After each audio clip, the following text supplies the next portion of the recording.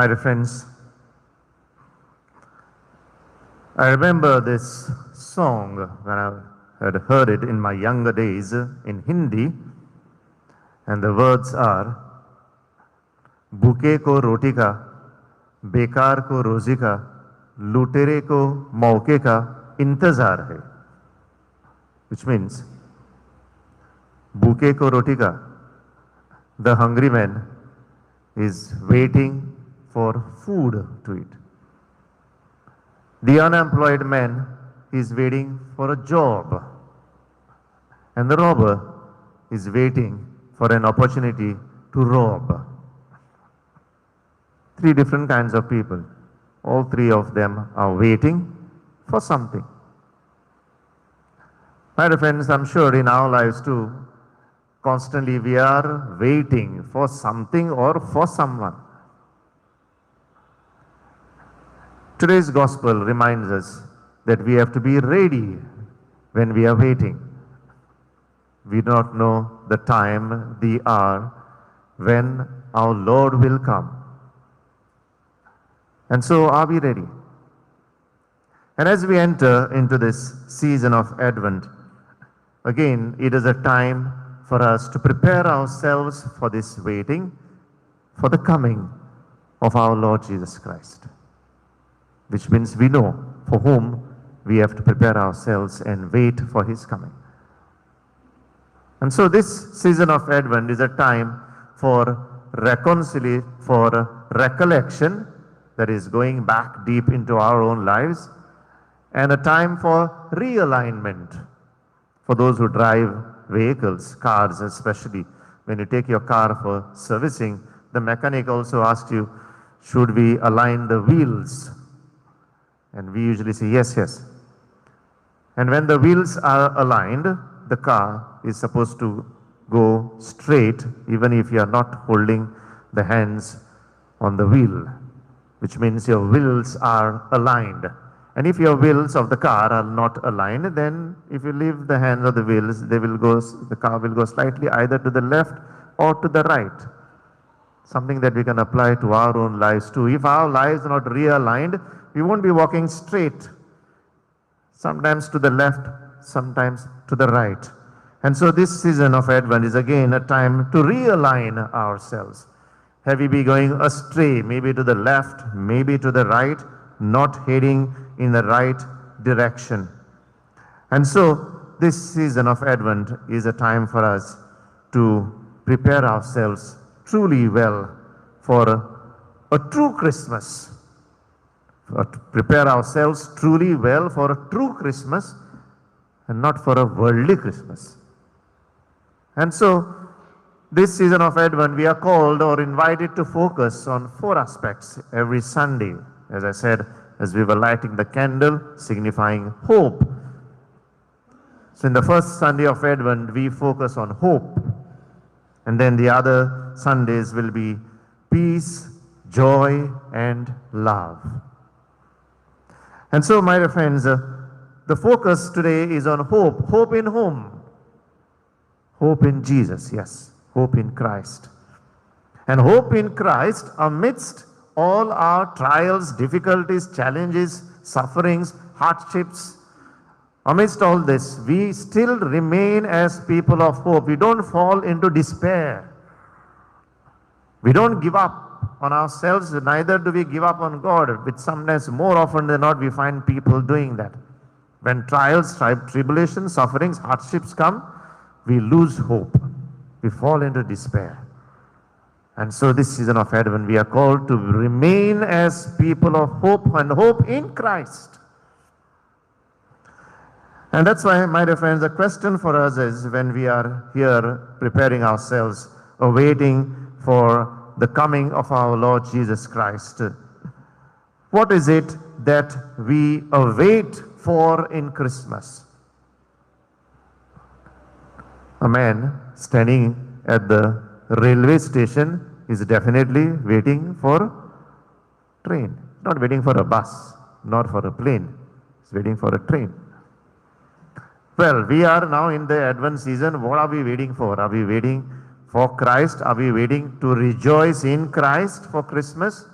We have a lot of celebrations, and now it will start even before Christmas and during the Christmas season. And during these celebrations, when especially the lot of children are gathered, and we have in our parishes also, and also in the otherwise in the secular places too. What is the highlight of all these celebrations? The children are now suddenly all excited. Somebody is coming. Who is coming? Suddenly they are all excited. There were games held, okay, they played those games, fine. And now one announcement is made that someone is coming, and people, the children and some grown-ups also, we are all excited. Who is coming?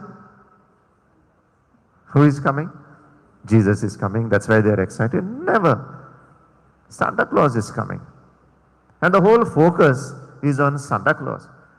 And we have also created that. Even in our parishes, we have tried our best to see who is going to be the Santa Claus, what gifts we will bring. And finally, that is the concept that the children have grown, that Christmas is equal to Santa Claus. Yes, they know that Jesus, he's there in the manger. He's lying there. Who are we preparing for? Well, somebody who is coming with actual gifts. Because now they want to see the ground reality. Who is that giving me some packages, some presents, some gifts? Nobody else. Santa Claus is the one. They will say, I don't see Jesus coming and giving us these gifts. And we are also fostering the same. In other words, we are also becoming part of what is now known as secularization of Christmas, not spiritualization of Christmas. The whole focus is diverted. And so the focus needs to remain in Jesus, our hope in Jesus. And hope in a Jesus who is present here. Sometimes the focus is on Jesus who is going to come, but in the remote future, what we call as parousia or second coming. And we forget about the Jesus who is present here and now, who is present amidst us, who is present within us, who is present in each one of us. And so, my friends, let us ask ourselves, how are we going to prepare ourselves? Let us see some three ways. There are different ways. Let us focus on three manners of preparation for this season of, during this season of Advent for Jesus. First, doing some acts of penance and sacrifice. I'm not going to say something new, but something that we are called to do at all times, and especially all the more during the season of Advent. Acts of penance and sacrifices, which we more often forget. And doing this by going for a good confession and also performing acts of mercy, corporal as well as spiritual. What are those? Let us try to refresh our memories, the catechism that was taught to us by going back. Go maybe to your catechism books and see what are those corporal acts of mercy, spiritual acts of mercy. That is what we are called to do during this season of Advent, spending time doing acts of penance and sacrifice, going for a nice confession, doing acts of mercy. Secondly, let us try to be constantly aware of the presence of Christ in our daily lives. Firstly, in the celebration of the daily sacraments, which sometimes we mostly forget. And for us, the celebration of the daily sacraments, especially the Eucharist, becomes an everyday kind of thing or every Sunday kind of a thing. Let it not be so. Let us really feel the presence of Christ in these sacraments, especially the Eucharist, and also the presence, let us be aware of the presence of Christ in the lives of the little ones, the poor and the oppressed. Let us go to seek out these, especially during these times. Of course, we are called to seek them out throughout the year, but we fail, we forget mostly. Let us also now make a hardened effort to reach out to these little ones, the poor, the oppressed, and in this way prepare ourselves to be aware that Christ is also present in these people. And that's what Jesus himself did. He went out in the periphery to reach out to those who are the outcast, to those who are oppressed, to those who are discriminated in the society. Jesus went specially to reach out to these kind of people. We are waiting for Christ. We are waiting to realize His presence in us, amidst us. Let us see His presence in these people, especially the little ones, the poor and the oppressed. And the third manner of preparation is very simple. Do all these preparations truly well. Do all these preparations truly well. Don't do them just for the sake of doing it. Season of Advent comes, okay, I have to visit old age homes, orphanages. Some will come to the clergy home also. And then we say we are very happy, okay, we have done our deeds, our acts, and we are feeling satisfied. Don't do it to satisfy yourselves. That's what sometimes we do that. We are happy, we are satisfied within us. We have done some act. But do it for Christ. Do it for Jesus. The Jesus whose celebration we are preparing ourselves for, the birth of our Lord. My dear friends, in this season of Advent, let these preparations be truly meaningful for us. And may we truly worthily prepare ourselves and be worthy enough to celebrate, as I said, a true Christmas. Not a worldly Christmas, but a true Christmas. All that we prepare ourselves, the outwardly things, yes, as you know, we have already prepared, preparing ourselves by making the crib, the stars, the other decorations.